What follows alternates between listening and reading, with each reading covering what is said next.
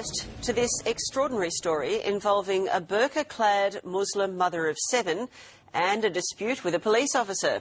Race, religion, bigotry and the truth were all under the microscope today as Carnita Matthews was sentenced to 6 months in jail for making a false complaint about a police officer.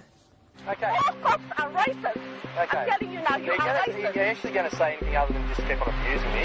No, I'm trying to explain. you are abusing me. Just listen. You are abusing me. Carnita Matthews, guilty as charged, but out of jail for now. Is there anything to say about the sentence? Is it unfair, do you think?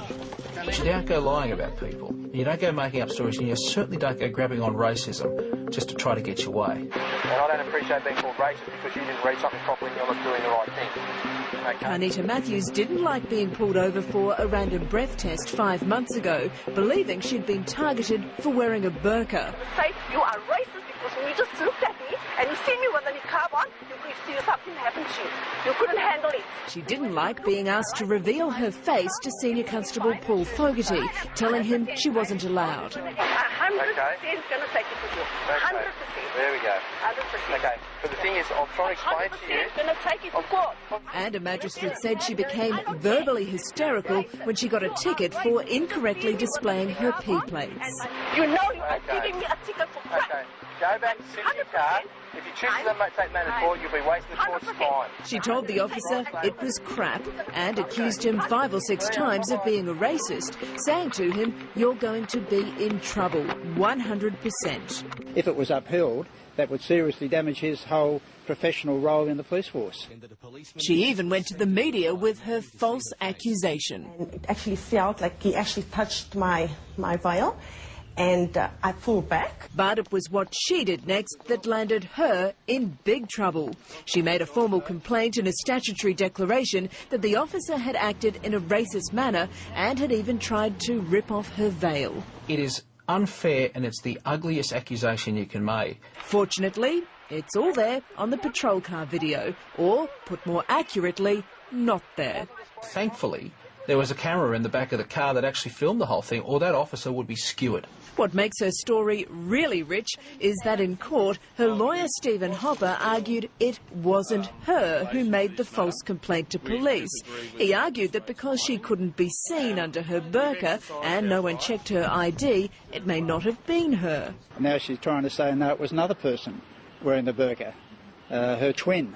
Oh, the lawyer's very clever. It's game playing. And I think the magistrate recognised this quite early.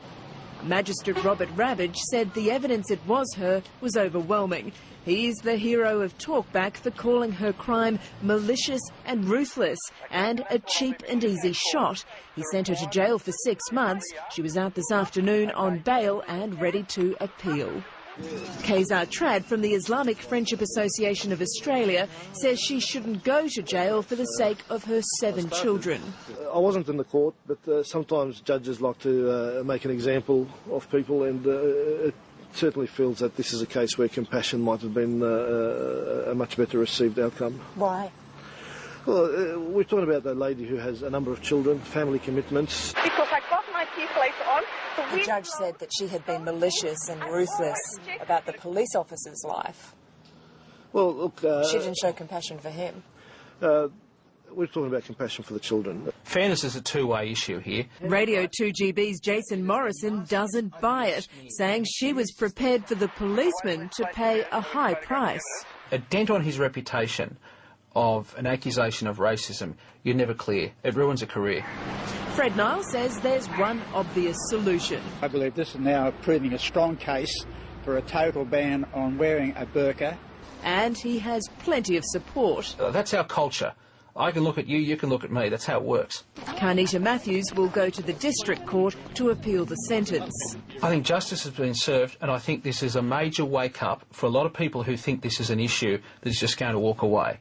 This is not. This case proves my argument. We must be an open-faced society. Right. Okay. I'm going to take it, and you're going to be in trouble. Okay. 100%. See ya. Bye-bye. Islamic leaders said today that it is permissible for women to reveal their face to a policeman when requested.